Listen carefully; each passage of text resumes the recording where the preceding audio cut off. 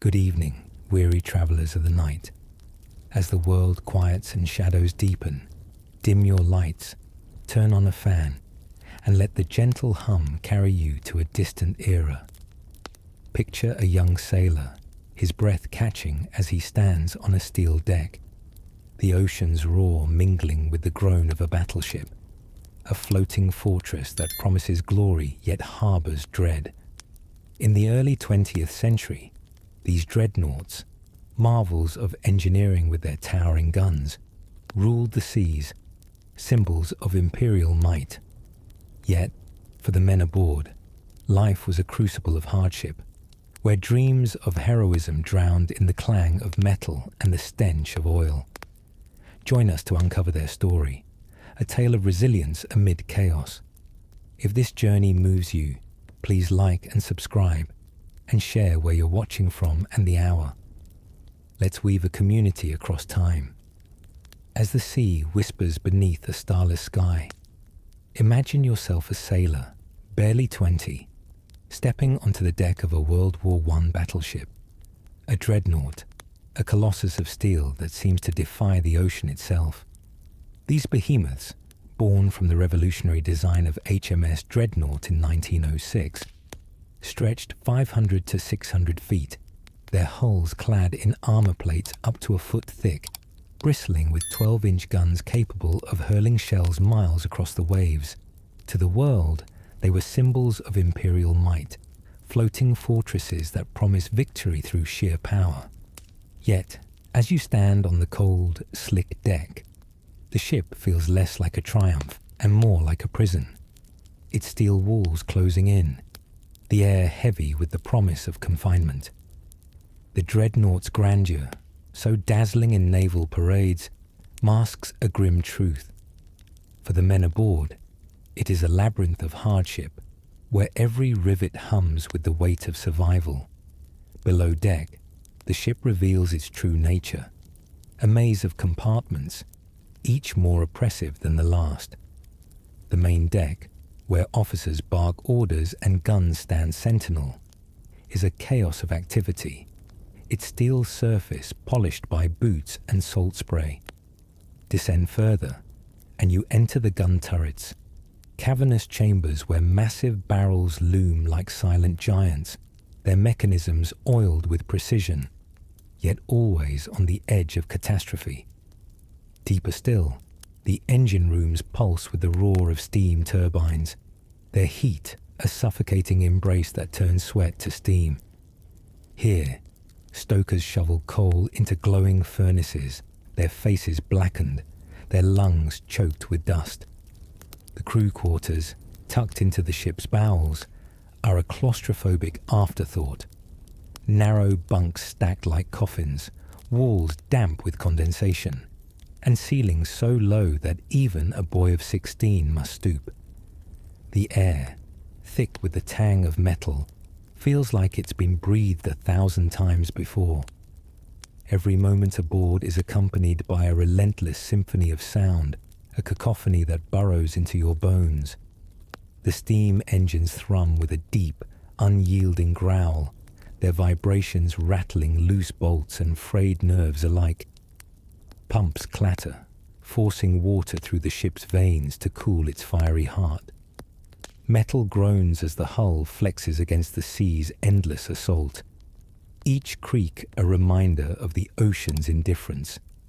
A young stoker, wiping soot from his eyes, might just that the engines sing better lullabies than his mother ever did, though their tune keeps you awake, heart pounding, as if the ship itself is alive and restless.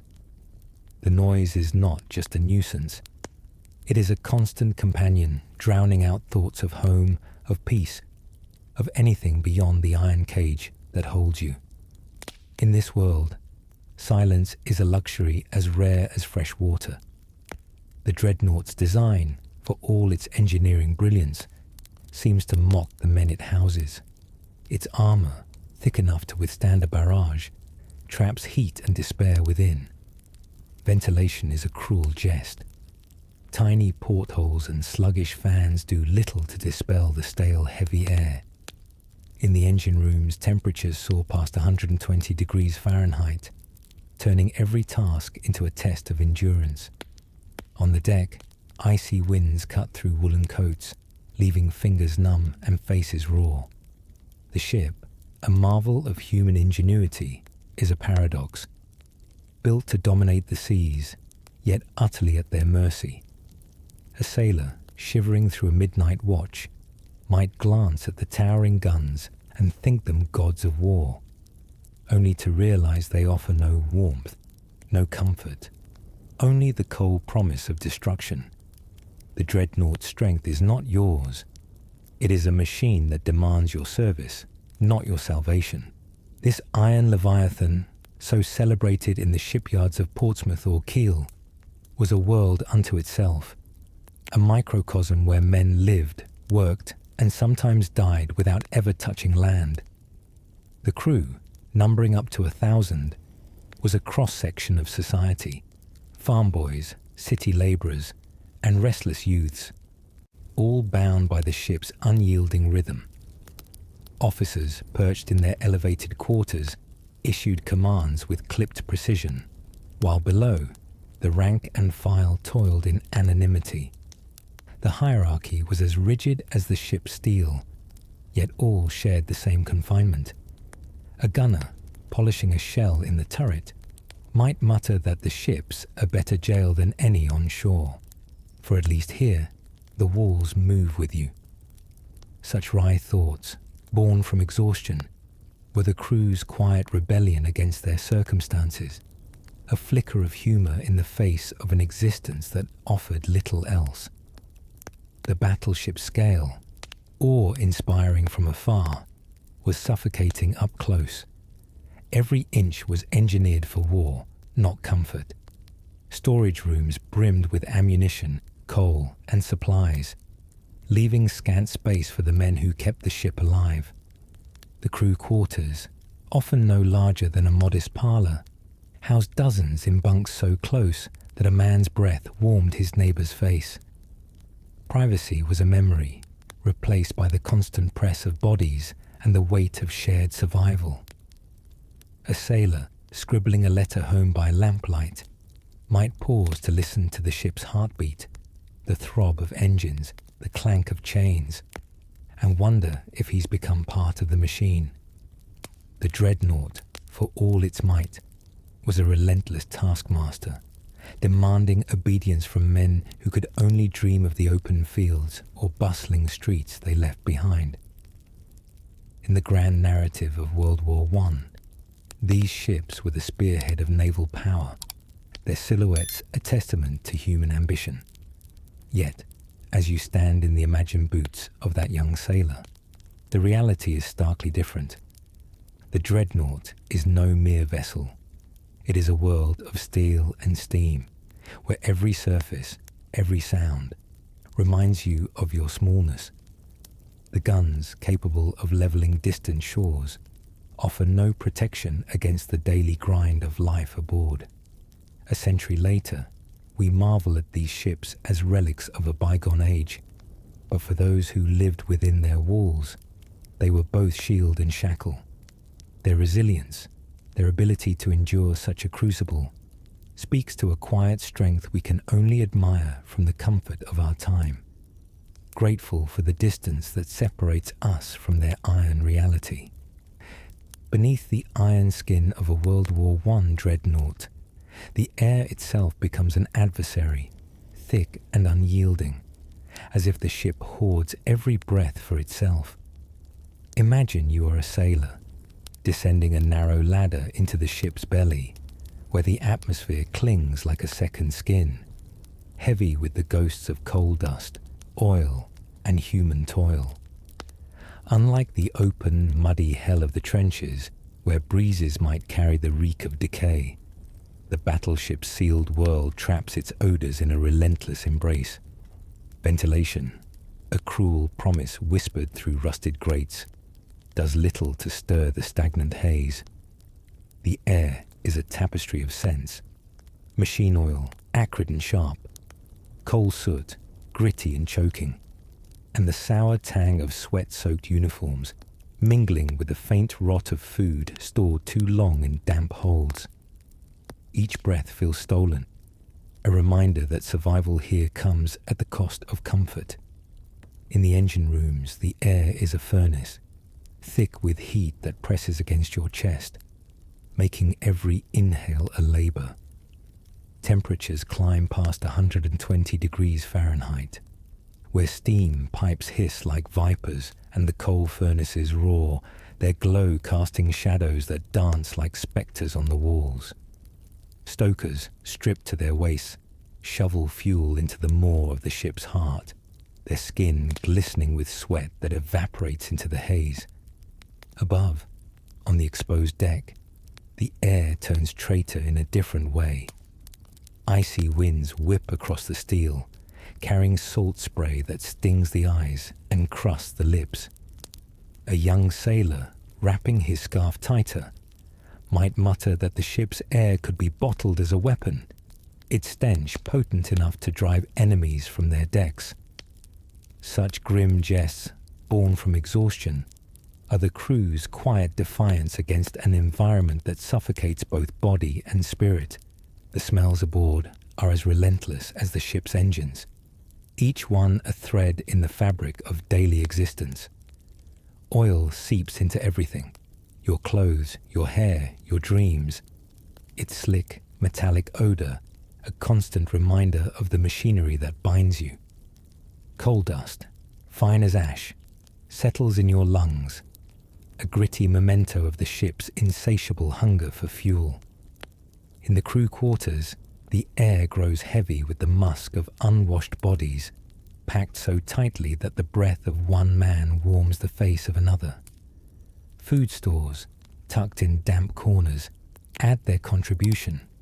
Rancid meat, mold-flecked bread, and tinned rations that smell of tin more than sustenance.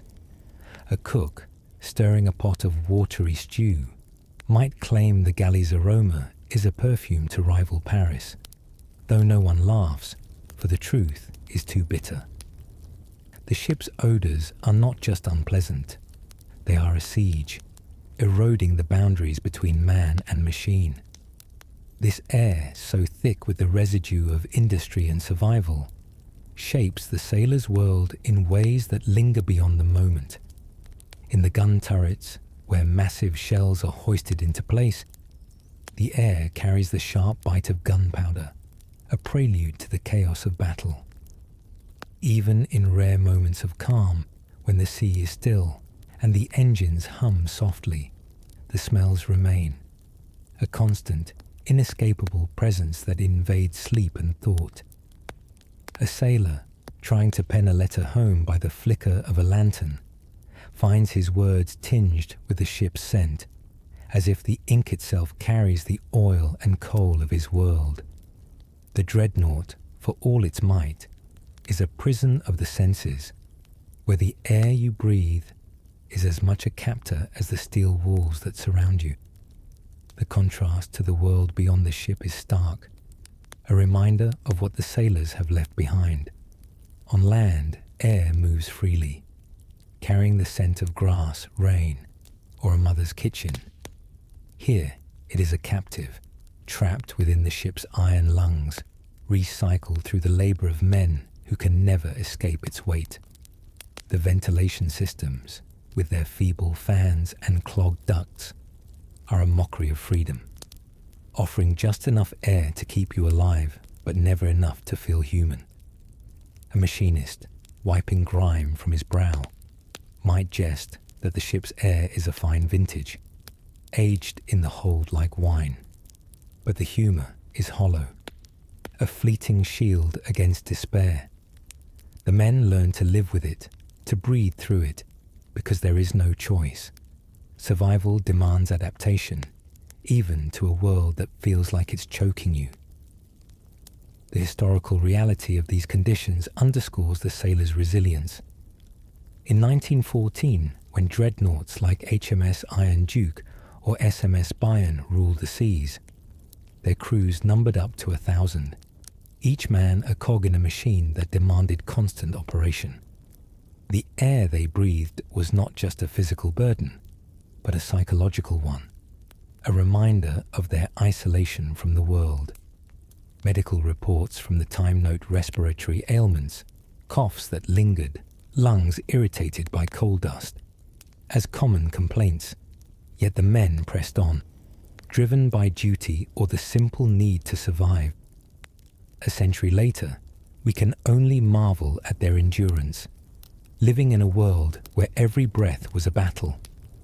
The dreadnought's air, so heavy with the sense of war, was a testament to their strength, a silent force that shaped their days and haunted their nights.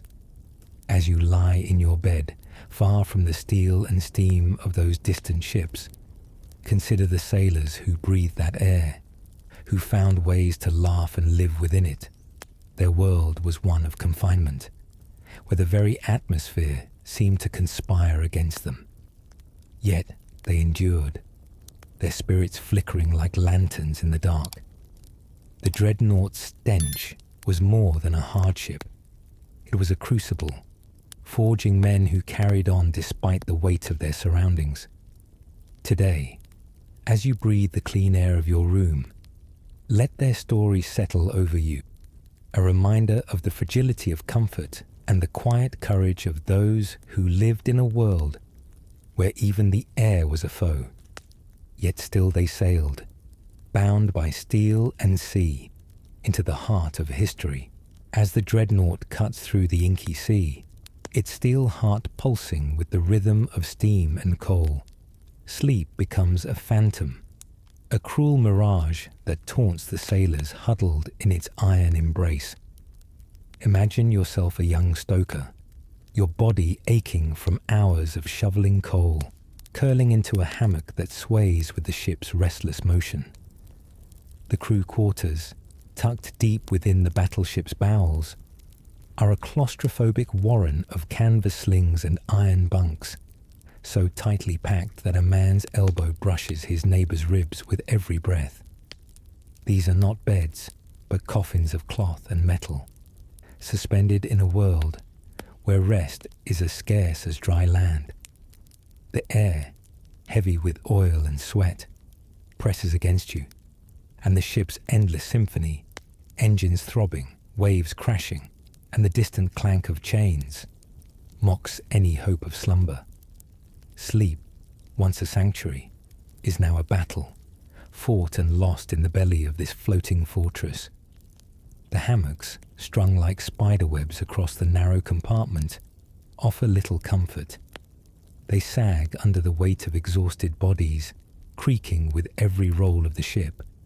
Some sailors, luckier or perhaps more senior, claim iron bunks bolted to the walls, but these are no luxury, cold, hard, and barely wide enough to hold a man's frame.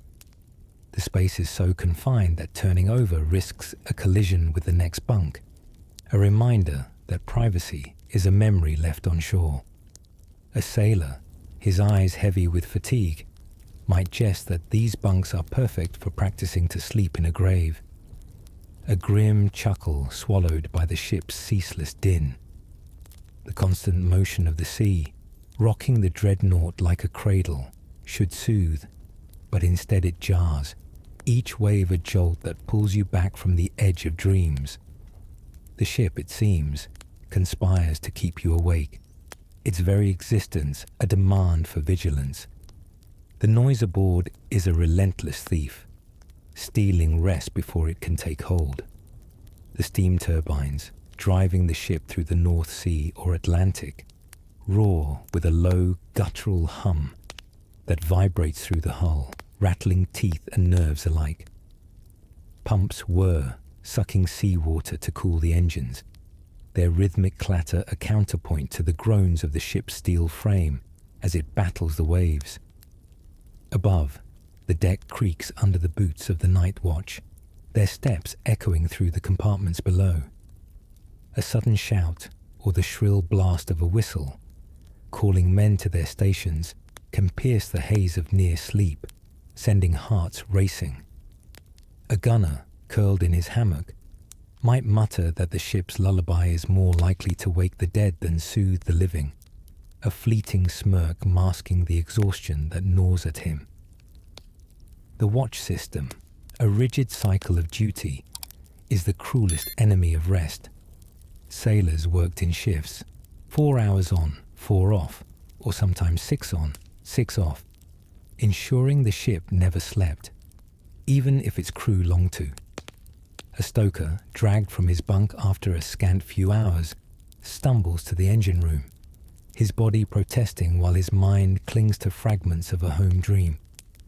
The constant interruption frays the spirit, leaving men with eyes like bruised fruit, their thoughts sluggish and disjointed.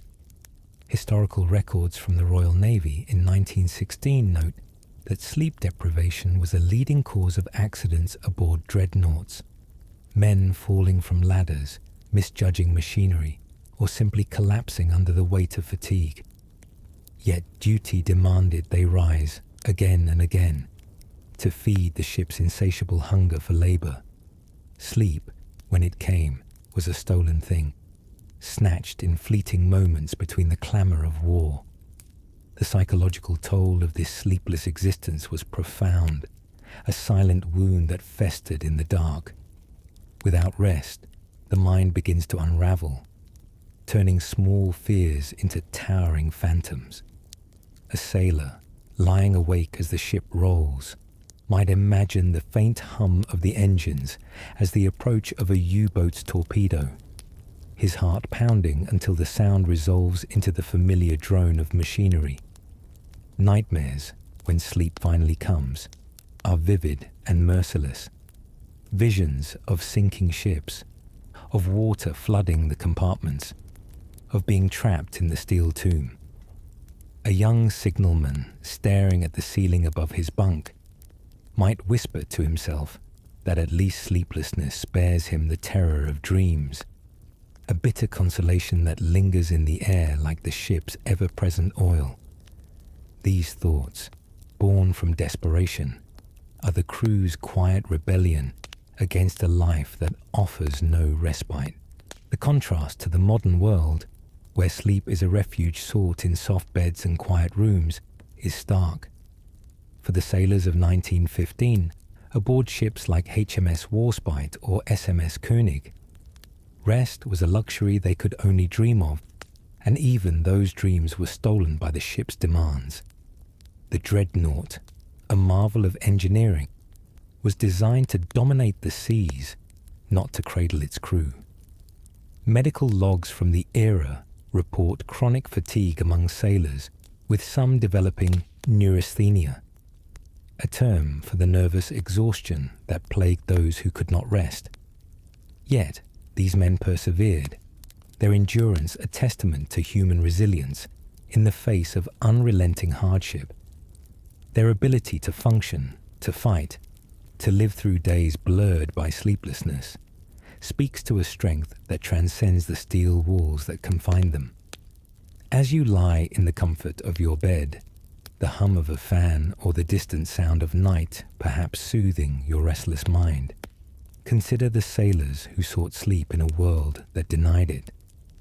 Their bunks, their hammocks, were not places of rest but battlegrounds, where they fought for moments of peace against the ship's unyielding clamor. The dreadnought, for all its might, was a thief of dreams, a machine that demanded everything from the men who served it. Yet, in their stolen slumbers, in their quiet jests about graves and lullabies, they found ways to endure. Their story, whispered across a century, reminds us of the fragility of rest and the courage of those who carried on without it, their spirits unbroken even as their bodies begged for the sleep that remained forever a distant dream.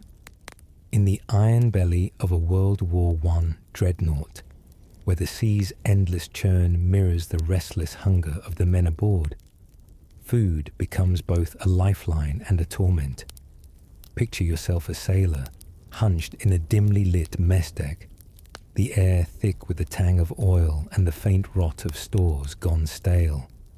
The rations, meant to sustain you through weeks at sea, are a cruel parody of sustenance, Hardtack biscuits hard as stone, salted meat that bites the tongue with its briny sting, and tinned sludge that tastes more of metal than nourishment.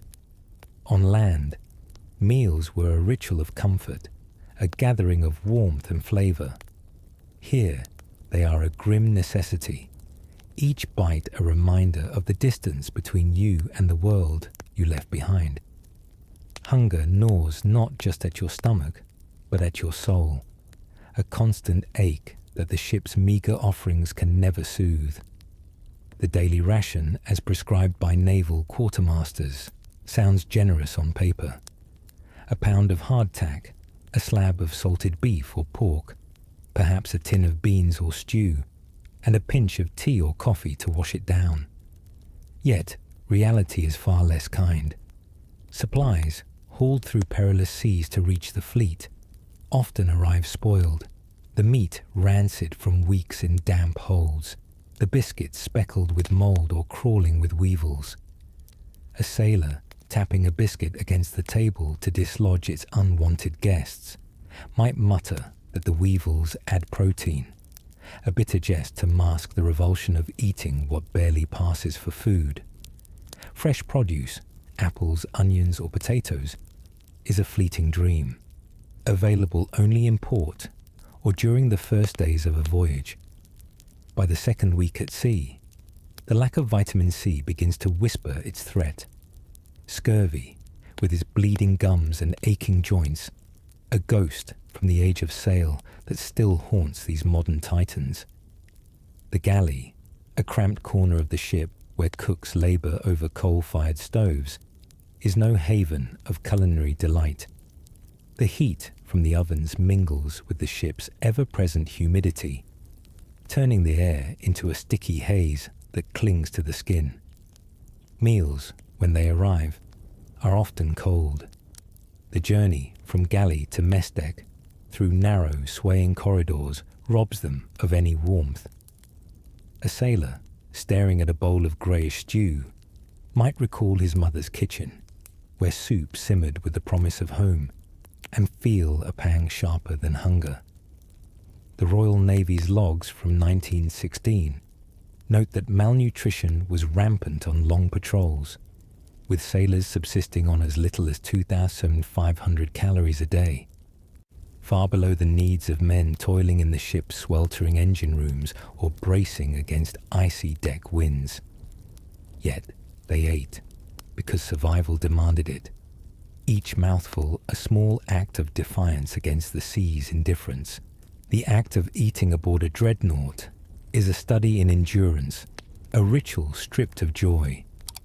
Hardtack, nicknamed ship's biscuits or teeth breakers, requires soaking in tea or pounding into crumbs to be edible, its texture a challenge to even the strongest jaws.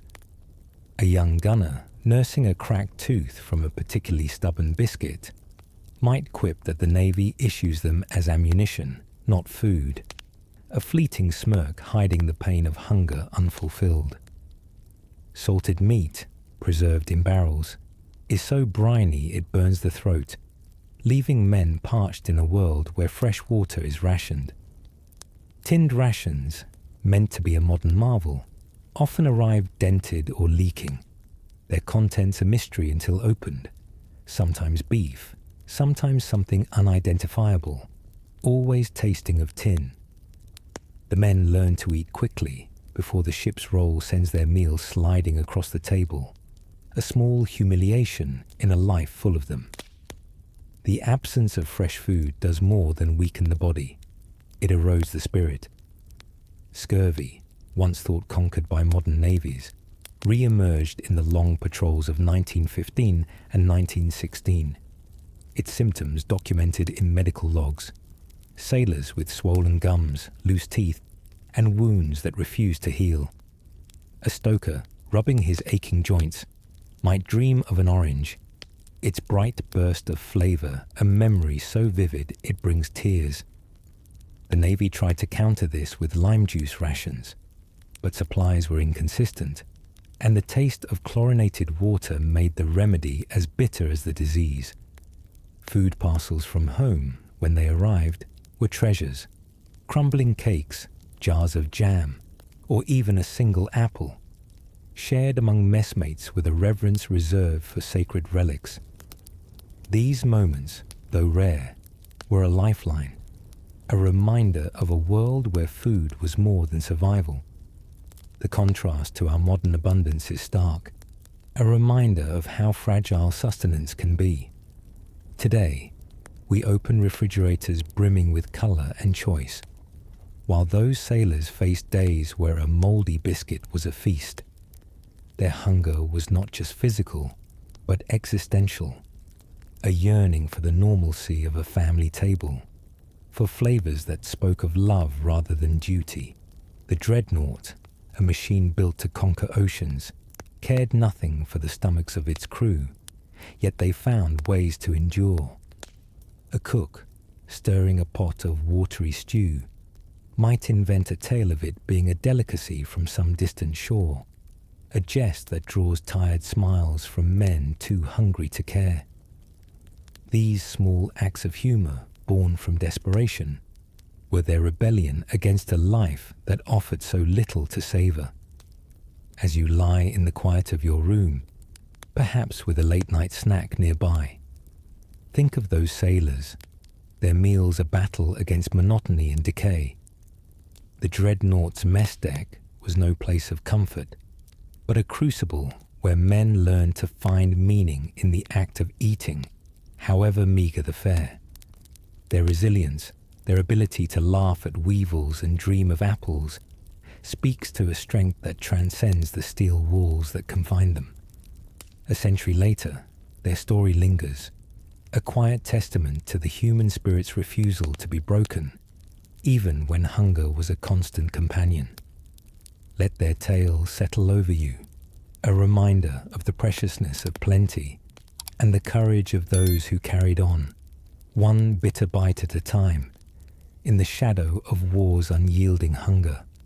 Aboard the steel labyrinth of a World War I dreadnought, where the sea stretches endlessly in untamed water, life's essence becomes both a scarce treasure and a mocking foe. Imagine yourself a sailor, your throat parched, clutching a tin cup of cloudy, chlorinated water that tastes more of chemicals than relief. The ship, a floating fortress designed to conquer oceans, hoards its fresh water like a miser, doling it out in meager rations that barely quench the thirst of 1,000 men. Bathing, a ritual of renewal on land, is a distant fantasy, replaced by the sting of salt water that leaves skin raw and itching.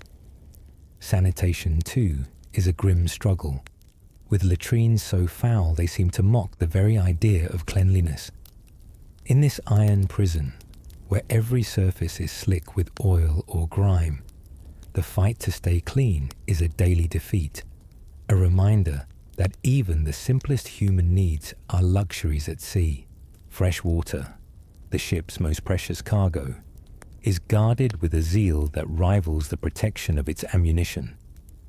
Stored in rusting tanks deep in the hold, it is rationed to a gallon per man per day, meant to cover drinking, cooking, and the rare splash for washing. But the reality is bleaker. The water, treated with chlorine to kill bacteria, carries a sharp metallic tang that lingers on the tongue, a bitter reminder of the ship's isolation. During long patrols, when resupply is a distant hope, the ration dwindles, leaving men to ration their sips like misers counting coins. A young stoker, his face streaked with coal dust, might joke that the water's taste is a fine vintage, better than the sea's briny embrace. But the humor is thin, a fleeting shield against the desperation of thirst. Naval logs from 1916 note that dehydration was a constant threat, with men weakened by the lack of clean water, their bodies as parched as their spirits. Bathing aboard a dreadnought is a myth, a cruel jest whispered among the crew. Fresh water is too scarce for such extravagance, and the alternative, seawater pumped through crude hoses, burns the skin, and leaves a salty crust that clings like a second skin. A sailor, scrubbing his arms with a rag dipped in brine, feels less clean than before, the salt mocking his efforts to reclaim a shred of dignity. In the cramped crew quarters, where men sleep inches apart, the lack of washing breeds a miasma of sweat and grime, a stench that merges with the ship's oil and coal. Skin infections, rashes, boils and sores flourish in this damp, dirty world, documented in medical reports as a scourge that plagued even the healthiest crews. Yet, the men endure, their bodies adapting to a life where cleanliness is a memory, traded for survival in the ship's unyielding embrace. The latrines, if they can be called that, are a study in degradation, a mockery of sanitation that tests the soul as much as the body. Tucked into the ship's corners, these are little more than metal troughs or buckets, flushed directly into the sea when the waves allow. The smell, a rancid blend of waste and salt, hangs heavy in the air, seeping into the mess deck, where men eat their meager rations. During storms, when the sea surges over the deck, the latrines clog, leaving buckets to overflow in the swaying ship. A sailor, queuing in the dim light for his turn, might mutter that the latrine is the ship's true captain, ruling with a stench that commands obedience. The humour, sharp with despair, is a quiet rebellion against the indignity of it all. Naval records from the era note outbreaks of dysentery, spread by poor sanitation, with entire crews weakened by the disease that thrived in the ship's filthy confines. The fight for hygiene is not just physical, but psychological. A battle to retain a sense of humanity in a world that strips it away. Without clean water, men go weeks without washing, their uniforms stiff with sweat and grime, their skin crawling with the itch of unseen parasites. Lice, those relentless stowaways, burrow into seams and hair, their bites a constant torment that no amount of scratching can relieve. A signalman, scraping at his neck by lantern light, might dream of a hot bath, the kind his mother drew on winter nights, only to wake to the reality of another day unwashed. The ship's environment, with its damp walls and crowded quarters, is a breeding ground for disease, from skin infections to gastrointestinal woes that leave men doubled over in pain. Yet they carried on, their resilience a testament to the human spirit's refusal to break, even when cleanliness was a lost cause. The contrast to our modern world, where hot showers and clean water are a given, is a quiet rebuke to our complaints about small discomforts. For the sailors of 1915, aboard ships like HMS Queen Elizabeth or SMS Ostfriesland, hygiene was a luxury sacrificed to the demands of war. The dreadnought, a marvel of engineering, cared nothing for the men it housed, offering no solace for their need to feel human. A cook, stirring a pot of stew with hands blackened by coal, might jest that the ship's dirt is a badge of honour, a mark of survival in a world that offers little else. These wry reflections, born from the edge of despair, were the crew's way of reclaiming dignity, a flicker of defiance in a life where even the act of staying clean was a battle lost to the sea. As you rest in the comfort of your own space, perhaps with a glass of water within reach, imagine those sailors, their bodies caked with the ship's grime, their throats burning for a clean sip. The dreadnought was no sanctuary but a crucible, where the fight for hygiene was a daily reminder of their fragility. Yet they endured, finding ways to laugh at the stench, to dream of baths, to carry on despite the odds. Their story, whispered across a century, is a testament to the strength it took to live in a world where cleanliness was a dream and survival a victory. Let their tale settle over you, a reminder of the preciousness of simple comforts and the quiet courage of those who fought to stay human, one gritty day at a time, in the shadow of war's unyielding demands, in the shadowed vastness of the North Sea, where a World War I dreadnought carves its path through waves that whisper of secrets and peril. Danger lurks not just in the steel of the ship, but in the unseen threats that haunt the deep. Imagine yourself a sailor, standing watch on a moonless night, your eyes straining against the darkness for a glint of steel, or the ripple of a torpedo's wake. The enemy is everywhere and nowhere. Rival battleships with guns that can hurl shells across miles, mines bobbing silently on the surface, and worst of all, the German U-boats, those silent predators that strike without warning. The dreadnought, a titan of war, is no sanctuary. It is a target, its steel hull a magnet for death that comes from the sea's cold heart.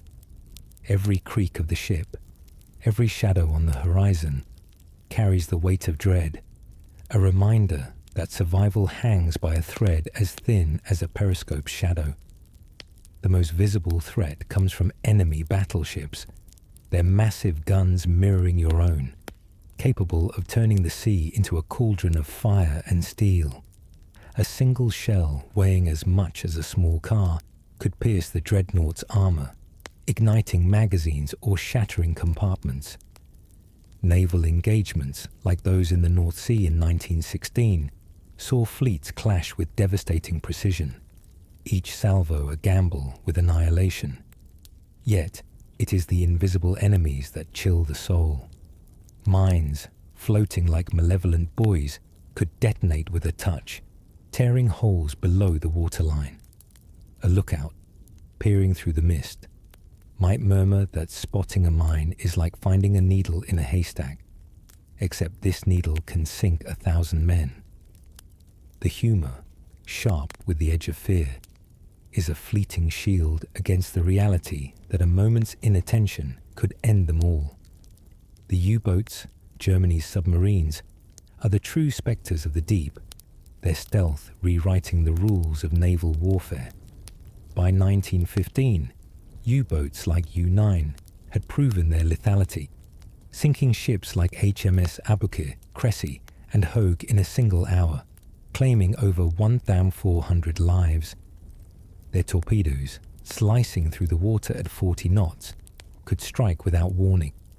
A muffled thud followed by a cataclysm of water and steel. Picture a young signalman, his hands trembling as he scans the horizon, knowing that a U-boat's periscope could be watching, unseen, from just beyond the waves. The silence of the sea, once a comfort, becomes a menace, each ripple a potential harbinger of doom. A sailor, clutching a talisman in his pocket, might jest that he checks the sea more carefully than his love letters, for a letter won't drown you. Such wry thoughts, born from the brink of despair, are the crew's quiet defiance against an enemy that hunts in silence. The dreadnought's crew lives in a state of perpetual vigilance, their nerves frayed by the constant threat of attack. Night watches are the worst, when darkness cloaks the sea and every sound, a wave slap, a distant gull, becomes a phantom torpedo. The ship's routines are built around this fear. Lookouts rotate in 2-hour shifts to keep eyes sharp, and drills keep the crew ready to seal compartments or man the guns.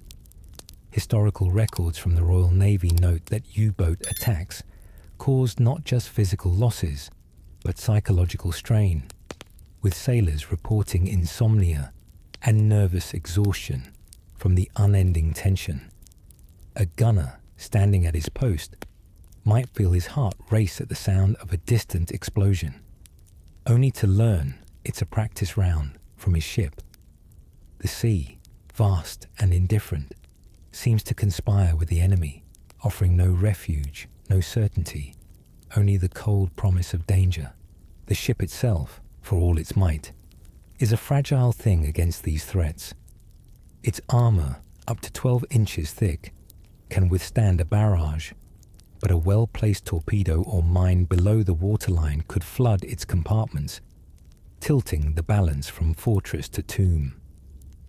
The sinking of HMS Formidable in 1915, struck by U-24 off the English coast, saw 547 men lost to the sea's embrace, a stark reminder of the dreadnought's vulnerability. A sailor, hearing the tale from a survivor, might whisper that the ship's armor is like a knight's suit, impressive until a dagger finds the gap. The crew learns to live with this paradox. Their home, their shield, is also their cage, a floating gamble where every patrol risks everything. The sea, both ally and adversary, holds them captive, its depths hiding enemies that strike without mercy. The contrast to our modern world, where safety is a given and threats are distant, is a quiet lesson in gratitude. Today we sleep without fear of unseen torpedoes, our nights unbroken by the dread of an explosion. For the sailors of 1916, aboard ships like SMS Bayern or HMS Iron Duke, danger was a constant companion, a shadow that followed them through every watch. Their resilience, their ability to stand guard despite the fear that gnawed at them, is a testament to human endurance. A lookout, rubbing his eyes against the sting of salt spray, might dream of a world where the sea is just water, not a battlefield. Their story, carried across a century, reminds us of the fragility of security and the courage it took to face an enemy that could strike from anywhere, at any time. As you lie in the stillness of your room, the world outside quiet save for the hum of night, imagine those sailors, their eyes scanning the dark, their hearts heavy with the weight of unseen threats. The dreadnought was no haven but a crucible, where every moment tested their nerve against the spectre of death from the deep. Yet they stood their watches, laughed at their fears, and carried on.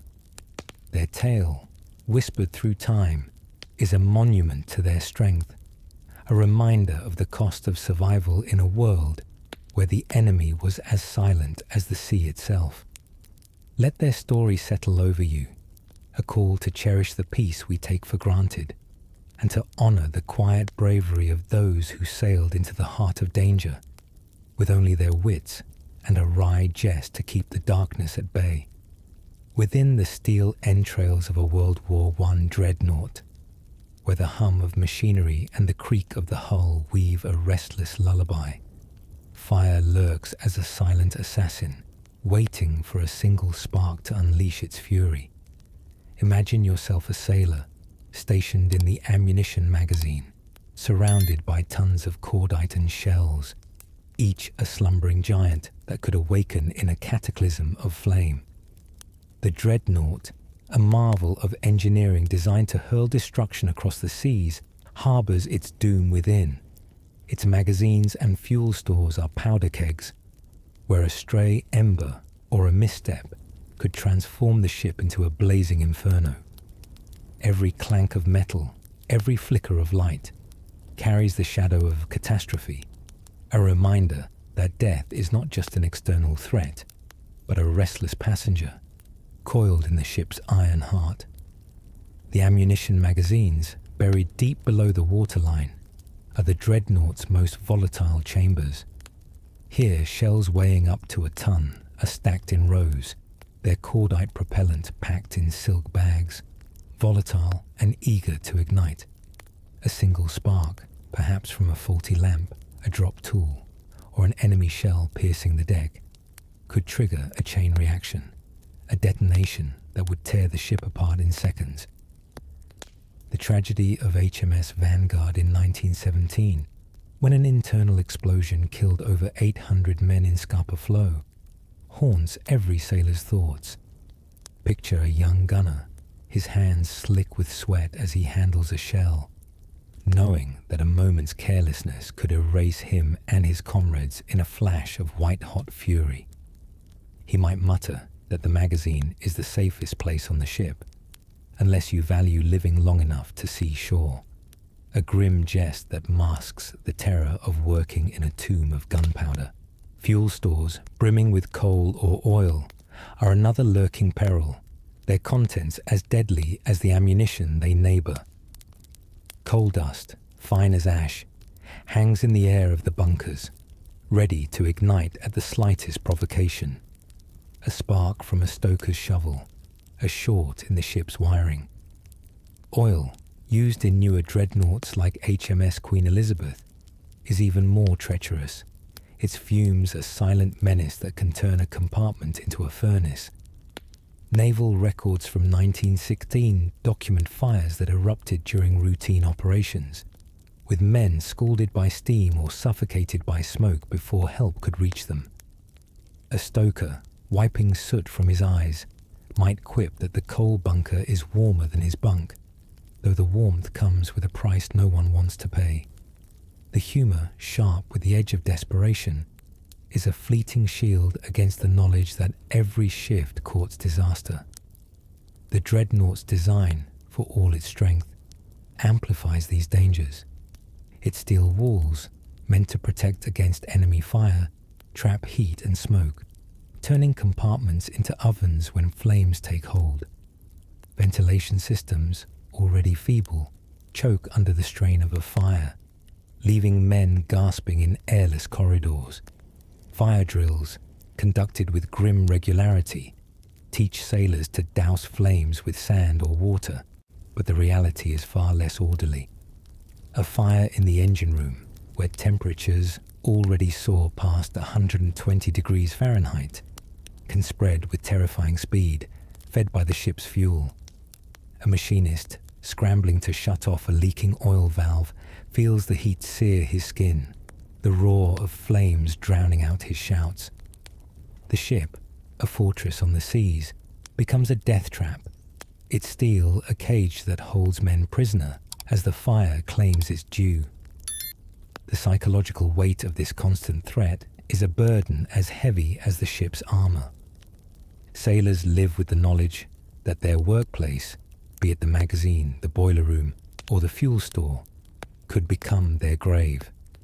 The memory of disasters like HMS Bulwark, obliterated in 1914 by an internal explosion that left only 12 survivors, lingers in every whispered conversation. A sailor, polishing a shell in the dim light, might feel his heart race at a sudden spark, his mind conjuring visions of a ship consumed by fire. He might jest that the Navy should issue asbestos suits as standard kit, a wry deflection of the fear that gnaws at him. This gallows humour, born from the edge of despair, is the crew's quiet rebellion, a way to face the unthinkable without breaking under its weight. The contrast to our modern world, where fire alarms and safety protocols shield us from such perils, is a sobering reminder of the sailor's vulnerability. Today, we trust in sprinklers and extinguishers, but for the men aboard ships like SMS Bayern or HMS Warspite, fire was an ever-present spectre, as real as the enemy across the waves. Naval logs from the era note that fire-related accidents claimed hundreds of lives annually, often in peacetime mishaps that underscored the dreadnought's inherent dangers. Yet, the sailors carried on, their courage forged in the crucible of constant risk. A gunner, checking the magazine's temperature gauges, might dream of a world where sparks don't spell doom, but his reality demands vigilance, a steady hand, and a heart steeled against fear. As you lie in the quiet of your room, the glow of a lamp casting soft shadows, imagine those sailors, their hands steady despite the knowledge that a single mistake could ignite their world. The dreadnought was no mere ship but a tinderbox, where fire and explosion waited in every corner. Yet, the men who toiled within its steel heart found ways to endure, to laugh at the flames, to carry on despite the odds. Their story, whispered across a century, is a testament to their resilience, a reminder of the fragility of safety and the strength it took to live in a world where death was a spark away. Let their tale settle over you, a call to cherish the calm we take for granted, and to honor the quiet bravery of those who face the fire, their spirits unburned, in the heart of a ship that could consume them all, beneath a sky that churns with the fury of a scorned god. The dreadnought battles not just human enemies, but the sea itself, a merciless adversary whose storms and waves wield power no steel can defy. Imagine yourself a sailor, clinging to a slick railing as a North Sea gale howls, its icy claws tearing at your coat, while waves tower like mountains, threatening to sweep you into the abyss. The dreadnought, a colossus of engineering, is but a speck against the ocean's wrath, its deck a treacherous stage where men dance with death. Rain lashes the steel, wind screams through the rigging, and the ship groans as if pleading for mercy. In this watery wilderness, where the elements hold court, the weather is no mere inconvenience but a relentless foe. Its unpredictability a constant reminder that the sea bows to no man, no matter how mighty his ship. The storms of the North Sea, where many dreadnoughts patrolled, were legendary for their ferocity, transforming calm waters into a maelstrom of chaos. Waves, rising 30 to 50 feet, crashed over the deck, their force enough to bend steel or snap mooring lines like thread. A sailor, drenched and shivering, might grip a lifeline, his knuckles white as he fights to stay aboard. The wind, howling at 60 miles an hour, carries salt spray that stings like a whip, blinding eyes and crusting skin. Historical accounts from 1916 describe storms that battered fleets like HMS Iron Duke, forcing crews to lash themselves to their posts to avoid being swept away. A young deckhand, his voice lost to the gale, might mutter that the sea's tantrum is nature's way of reminding them land is home, a grim jest swallowed by the roar of the tempest. The physical toll of such weather is relentless, a test of endurance that spares no one. The deck, slick with water and oil, becomes a skating rink where a single misstep can send a man sliding into the sea's cold embrace. Naval records note dozens of sailors lost annually to waves, like those aboard HMS Monmouth in 1914, which sank in a storm off Chile with no survivors. The cold is another enemy, seeping through woolen coats and numbing fingers until even simple tasks, tying a knot, gripping a wrench, become Herculean. Frostbite gnaws at exposed hands and faces, leaving scars that linger long after the storm passes. A signalman rubbing his frozen hands might quip that the sea's chill is kinder than the captain's orders, though both can kill. The humor, sharp with desperation, is a fleeting shield against the reality that the weather is as deadly as any torpedo. The dreadnought itself, for all its strength, is no match for the sea's fury. Its steel hull, designed to withstand enemy shells, creaks and shudders under the assault of waves, each impact a reminder of its fragility. Storms could damage critical systems, flooded engine rooms, snapped radio antennas, or jammed gun turrets, leaving the ship limping and vulnerable. A machinist, battling to secure a leaking hatch, feels the ship lurch beneath him, as if it too fears the ocean's wrath. The crew's drills, practiced in calm waters, falter in the face of real storms, where orders are drowned by wind and men move on instinct alone. British naval logs from 1915 recount instances of dreadnoughts forced to seek shelter, their crews exhausted from battling both the sea and their fear. A humbling reminder that even the mightiest machines bow to nature's will.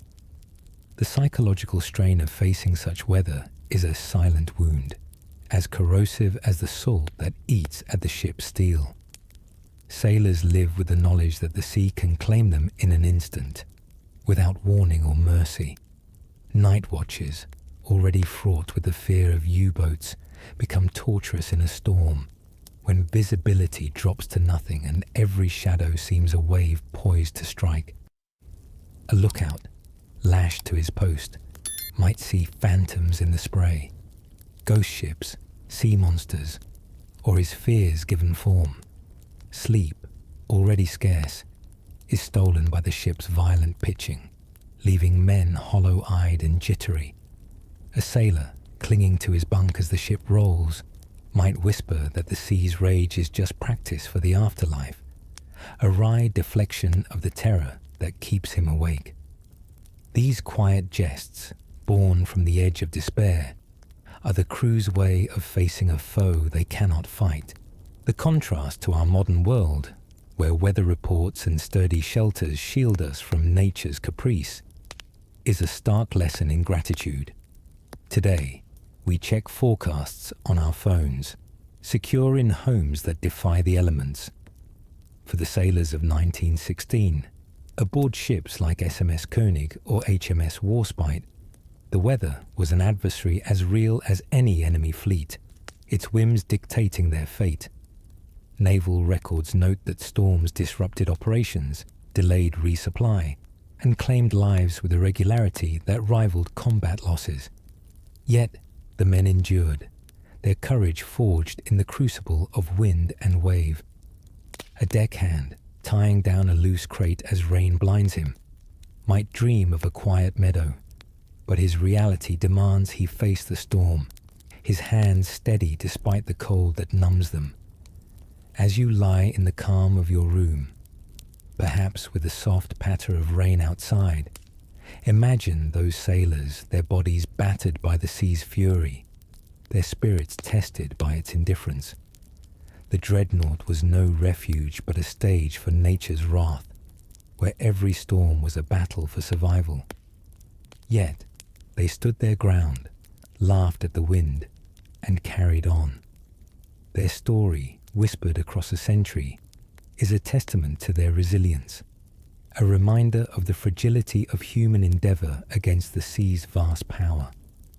Let their tale settle over you, a call to cherish the shelter we take for granted, and to honor the quiet bravery of those who face the weather's wrath, their spirits unbroken, in a world where the sea was both home and enemy. As the North Sea churns under a sky bruised with dusk, the dreadnoughts of May 31st, 1916, converge in a dance of steel and fire, their guns poised to etch history in smoke and blood. Picture yourself a sailor aboard HMS Lion, your heart a drumbeat as the horizon erupts with the distant thunder of the Battle of Jutland, the largest naval clash of World War I, where over 250 ships and 100,000 men collide in a maelstrom of violence.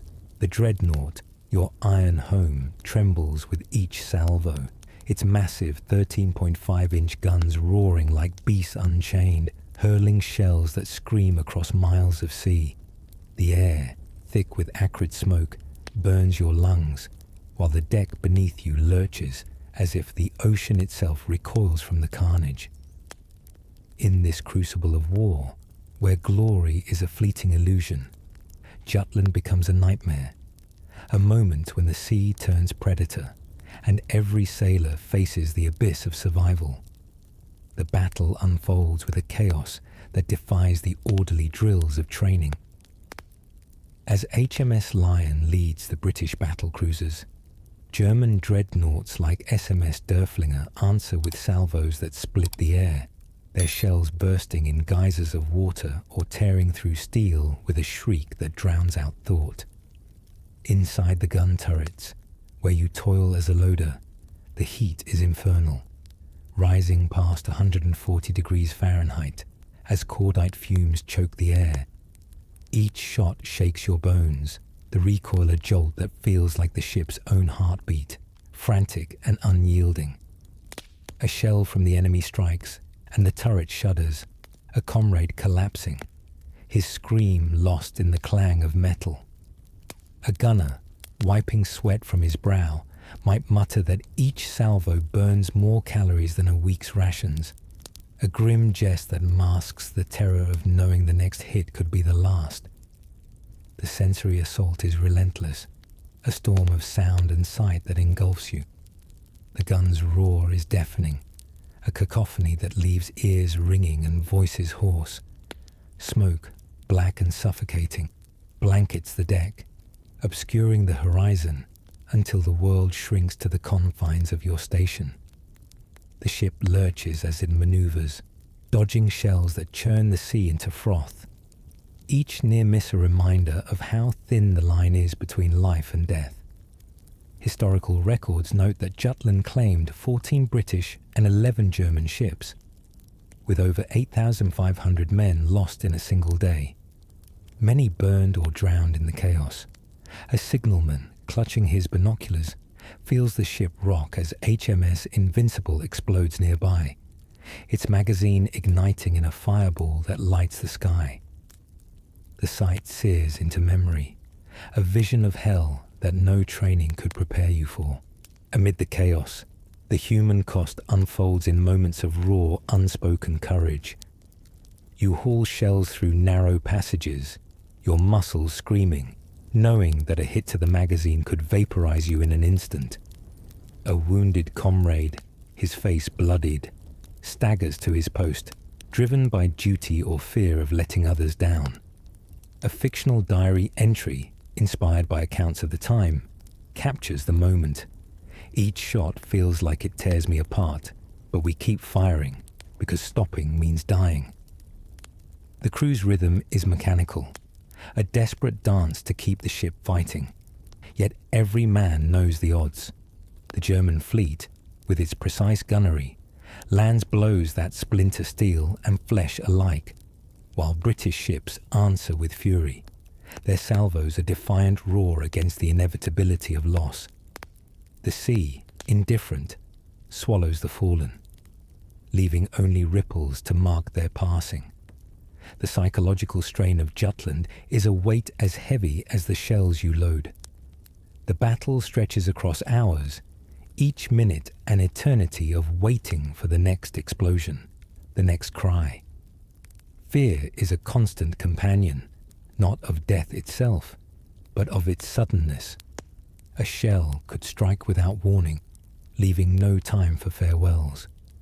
A loader, his hands trembling as he feeds the gun, might whisper that the battle's chaos is better than waiting for a U-boat's silent strike, a wry reflection that betrays the desperation of choosing one terror over another. Naval reports from 1916 describe sailors emerging from Jutland with nervous shock, their minds frayed by the relentless assault on their senses. Yet, duty binds them, a thread of purpose that holds fast even as the ship burns and the sea boils around them. The contrast to our modern world, where battles are fought with drones and screens, is a quiet testament to the sailor's endurance. Today, we watch war from a distance, safe in our homes, while the men of Jutland faced it in the raw, their world a crucible of fire and steel. Ships like HMS Warspite, battered but unbowed, limped from the battle with scars that told of survival against impossible odds. The sailors, ordinary men thrust into extraordinary horror, found strength in the act of carrying on, their courage a beacon in the smoke-choked dark. A gunner, pausing to catch his breath amid the wreckage, might dream of a quiet shore, but his reality demands he load another shell, his hands steady despite the fear that grips him. As you lie in the stillness of your room, the night soft around you, imagine those sailors, their world ablaze with the fury of Jutland's guns. The dreadnought was no shield, but a stage for war's chaos, where every moment tested their nerve against the spectre of annihilation.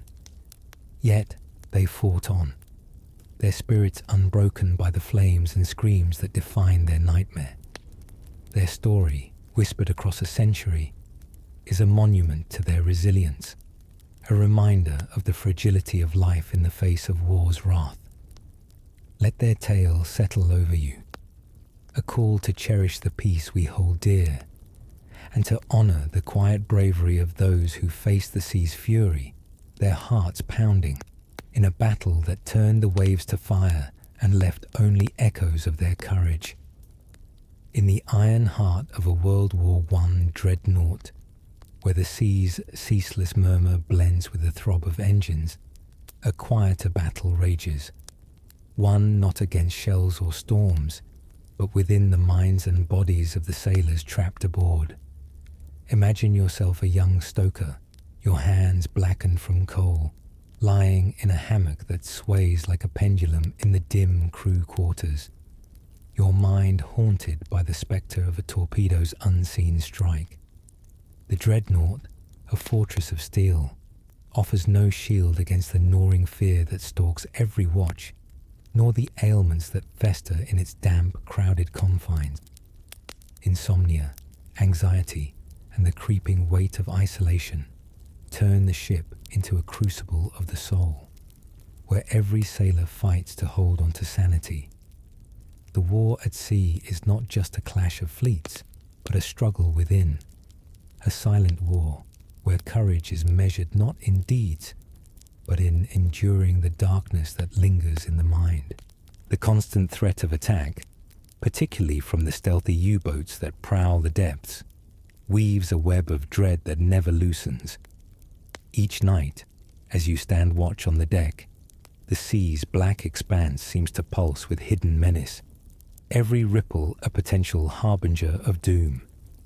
The fear is not of battle's chaos, but of its suddenness, a muffled thud, a shudder through the hull, and the ship could be your tomb. Naval medical logs from 1916 describe sailors plagued by nervous exhaustion, their minds frayed by the unrelenting tension of waiting for an attack that might never come. A lookout, his eyes burning from salt and sleeplessness, might whisper that insomnia is the Navy's true weapon, keeping him sharper than any drill, a wry jest that masks the terror of a mind that cannot rest. The dreadnought's steel walls, meant to protect, amplify this fear, trapping it within like the air itself. Physical ailments, born from the ship's harsh environment, add their weight to the sailor's burden. The damp, poorly ventilated quarters breed respiratory illnesses, with coughs echoing through the mess deck like a grim chorus. Coal dust, ever present in the engine rooms, coats lungs, leading to bronchitis that lingers long after a patrol ends. Skin infections, rashes, boils and sores flourish in the unwashed filth of crowded bunks, where lice burrow into seams and torment with relentless itching. Dysentery, spread by contaminated water or food, strikes without mercy, leaving men weakened and humiliated. A machinist, doubled over in pain, might quip that the ship's latrine is a better foe than the Germans, for at least it fights fair, a bitter chuckle that hides the shame of a body betrayed by its own needs. Medical reports from the Royal Navy note that such illnesses sidelined entire crews, a silent toll that rivaled combat losses. The psychological strain, however, cuts deeper than any physical malady. Weeks at sea, far from home, erode the spirit, turning thoughts of family into a bittersweet ache. Letters, when they arrive, are read by lantern light, their words a fragile tether to a world that feels like a dream. Isolation breeds tension among the crew, with petty arguments flaring in the cramped quarters, only to be doused by the shared reality of their plight. Nightmares haunt the fleeting moments of sleep, visions of sinking ships, of water flooding the compartments, of being trapped in steel as the sea claims its due. A signalman, waking in a cold sweat, might mutter that his nightmares are the only voyage he takes for free, a grim deflection of the fear that clings to him. British naval records from 1915 document cases of neurasthenia, a catch-all for the mental collapse that struck men unable to escape the ship's relentless pressure. Coping mechanisms, fragile as they are, become lifelines in this war of the mind. Sailors cling to superstitions, talismans tucked in pockets, rituals performed before a watch, as if a rabbit's foot could ward off a torpedo. Stories of home, shared over a cold meal, weave a tapestry of memory that holds despair at bay. Writing letters, though censored and slow to reach shore, is a quiet act of defiance, a way to reclaim a piece of self in a world that demands obedience. A gunner, scrawling a note to his sister, pours his fears into careful words, knowing they may never reach her. The crew's humor, sharp with the edge of desperation, is another shield. Jokes about the ship's stench or the sea's wrath. Laughter that rings hollow, but keeps the darkness from settling too deeply. These small acts, born from necessity, are the sailor's rebellion against a life that threatens to unravel them. The contrast to our modern world, where therapy and rest are within reach, is a quiet reminder of the sailor's resilience. Today, we seek solace in quiet rooms or the glow of a screen, while the men aboard ships like HMS Queen Elizabeth or SMS Ostfriesland face their demons in the confines of a steel cage. Their endurance, documented in diaries and medical logs, speaks to a strength that transcends the physical. A stoker, rubbing his weary eyes as he faces another shift, might dream of a night without fear, but his reality demands he carry on, his spirit unbroken by the weight of dread. Their story, preserved across a century, is a testament to the human capacity to endure, to find light in the darkest corners of the mind. As you lie in the calm of your room, the night soft around you, imagine those sailors, their minds a battlefield where fear and duty clash. The dreadnought was no haven, but a crucible, where every thought was a struggle against the spectre of collapse. Yet, they persevered, their laughter and letters a defiance of the darkness within. Their tale, whispered through time, is a monument to their courage, a reminder of the fragility of peace and the strength it took to face a war that raged not just at sea, but in the soul. Let their story settle over you, a call to cherish the quiet we take for granted, and to honor the silent bravery of those who fought to keep their minds intact, one sleepless night at a time, in the heart of a ship that offered no mercy. In the iron embrace of a World War I dreadnought, where the sea's relentless churn and the ship's unyielding steel cage the soul, rare moments of humanity flicker like candles in a gale, fragile yet defiant against the darkness of war. Imagine yourself a sailor, huddled in the dim mess deck, the air heavy with the stench of oil and the weight of endless days at sea. Amid the grind of duty, the fear of unseen torpedoes, and the ache of homesickness, there are fleeting instances when the crew transcends their hardship, weaving bonds that remind them they are more than cogs in a machine. These moments, sharing a crumbling biscuit on Christmas Eve, singing a shanty under a calm sky, or extending a hand to a drowning enemy, are sparks of light, proof that even in the dreadnought's iron heart, the human spirit refuses to be extinguished. On a rare calm evening, when the sea lies still and the ship's engines hum softly, the crew gathers in the mess deck, their voices rising in song. Sea shanties, those ancient tunes of sailors past, echo through the steel walls, their rhythms a counterpoint to the ship's mechanical drone. A young stoker, his hands still black from coal, strums a makeshift banjo crafted from a crate, while others join in, their voices rough but earnest. The songs, tales of lost loves, distant shores, carry a longing that binds them, a shared ache for a world beyond the horizon. A gunner tapping his foot might quip that their singing would scare off any U-boat, a wry jest that draws tired smiles, a fleeting reprieve from the tension that defines their days. These moments, though brief, are a rebellion against the ship's relentless demands, a reminder that they are men, not machines. Special occasions like Christmas 1915 bring a rare warmth to the cold steel of the dreadnought. Picture a mess deck adorned with nothing but shared rations, a tin of jam, a crumbling cake from a parcel, or a precious bottle of rum passed hand to hand. The crew, gathered in the flickering light of a lantern, shares stories of home, their voices softening as they speak of mothers, sisters, or childhood winters. A fictional diary entry, inspired by accounts of the time, captures the scene. We split a biscuit 5 ways, each crumb a taste of Christmas. For a moment, the ship felt like home. A signalman reading a letter from his mother pauses as his messmates fall silent, their eyes distant with their memories. The act of sharing, however meager, is a quiet defiance, a claim to humanity in a world that seeks to strip it away. Even in the aftermath of battle, humanity finds a way to surface, like a buoy rising from the deep.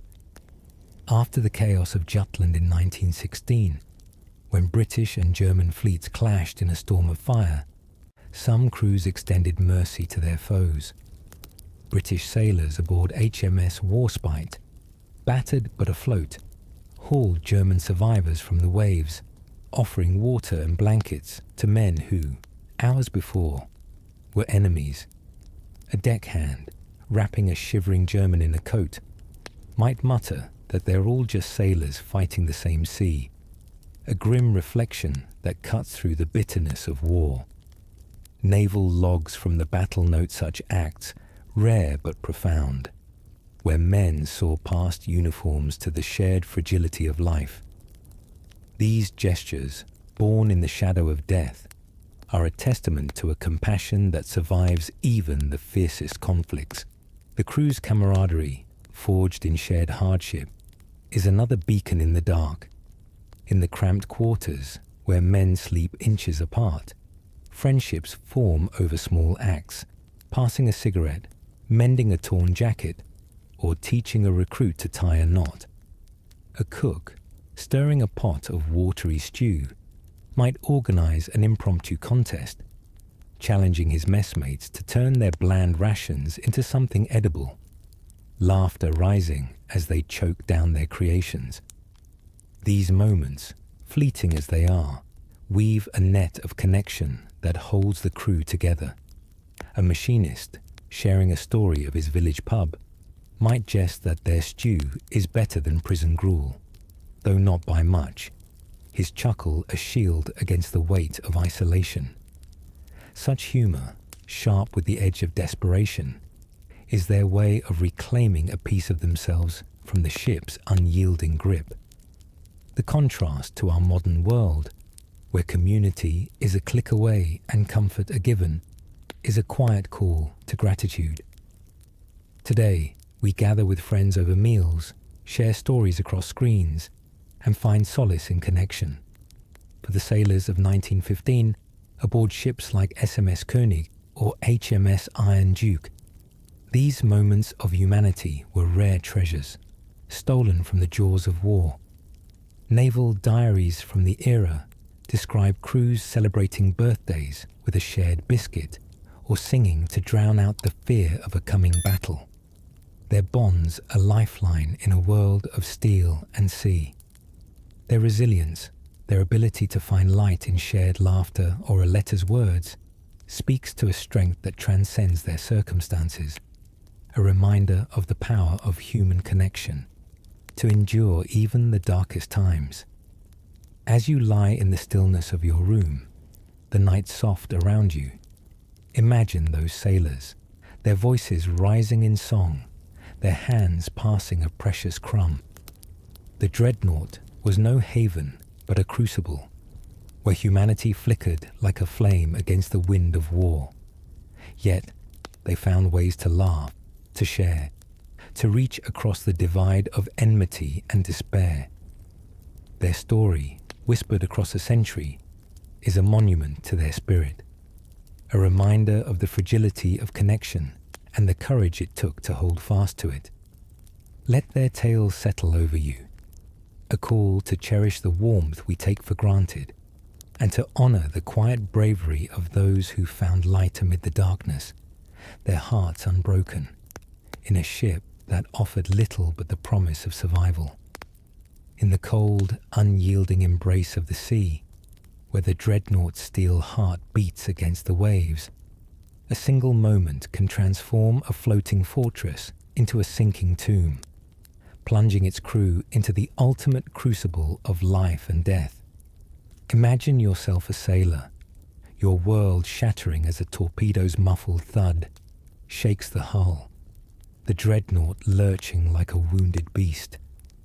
Alarms scream through the iron corridors, their wail drowned by the roar of water breaching compartments below. The ship, once a symbol of invincibility, betrays its keepers, its steel no match for the sea's relentless hunger. In this chaos, where survival hangs on a fraying thread, every sailor faces the dreadnaught's final act, a descent into the abyss, where courage and despair collide in a cacophony of screeches, shouts, and the sea's merciless claim. The moment of impact is a shock that rips through the ship's core, a violent jolt that sends men stumbling in the dim, smoke-choked passages. Picture a young stoker racing through a narrow corridor, his boots slipping on oil-slicked steel as water surges around his ankles.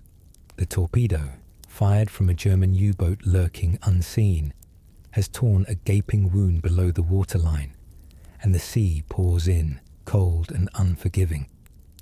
Compartments flood, their watertight doors slamming shut with a clang that seals the fate of those trapped within. A machinist, pounding on a locked hatch, feels the water rise, his screams swallowed by the ship's groans.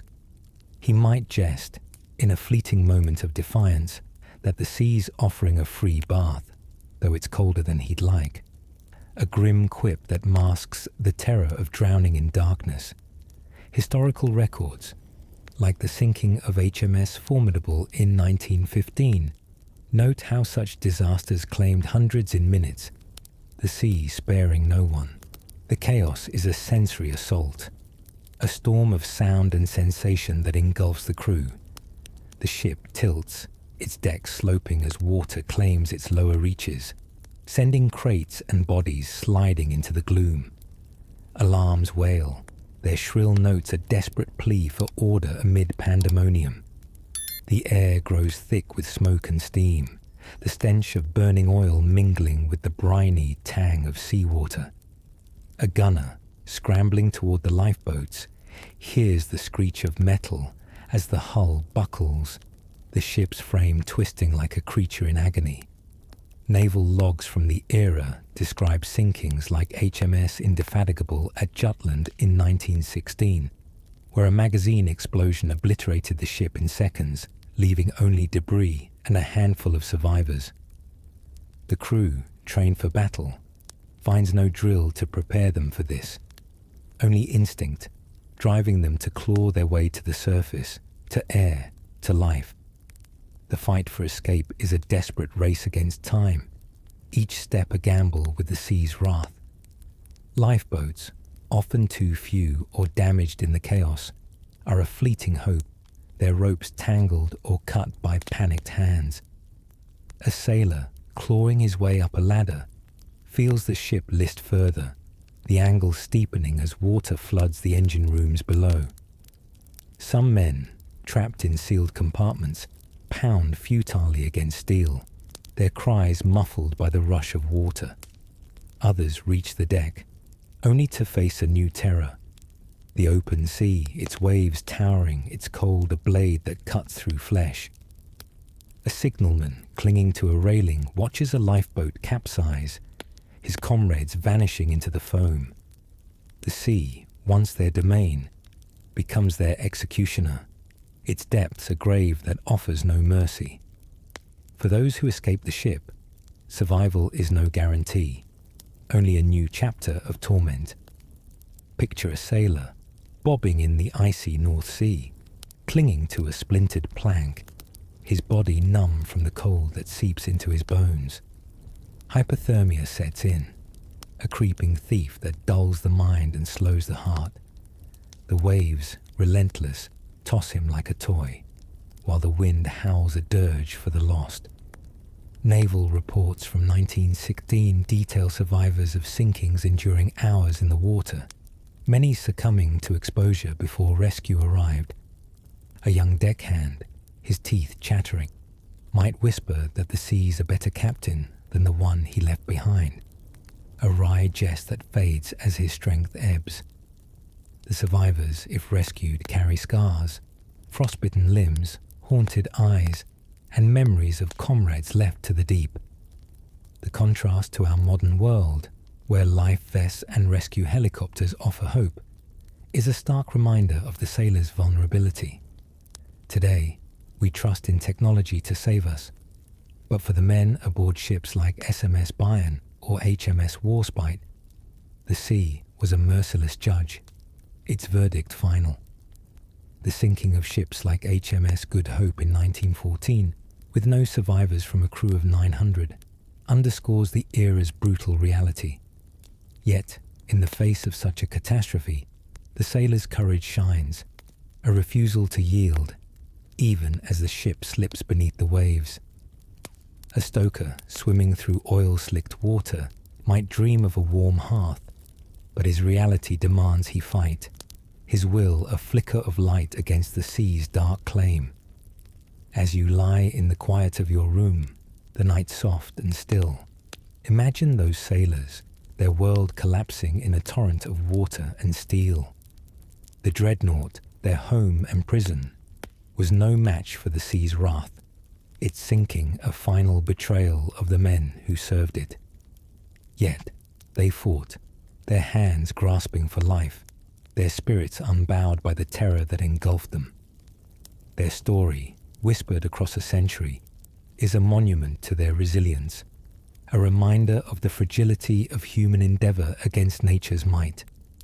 Let their tales settle over you, a call to cherish the safety we take for granted, and to honor the quiet bravery of those who face the sea's judgment, their hearts beating in the climactic dance of life and death. As the sea's whisper fades, dear listener, our journey through the dreadnought's iron heart draws to a close. We've sailed with sailors, felt their fears, their fleeting joys, their battles against storms and steel. Now, let your shoulders soften, your breath slow, as the night cradles you like a calm tide. The dreadnoughts are gone, their scars swallowed by the waves, but their stories linger, a lullaby of resilience.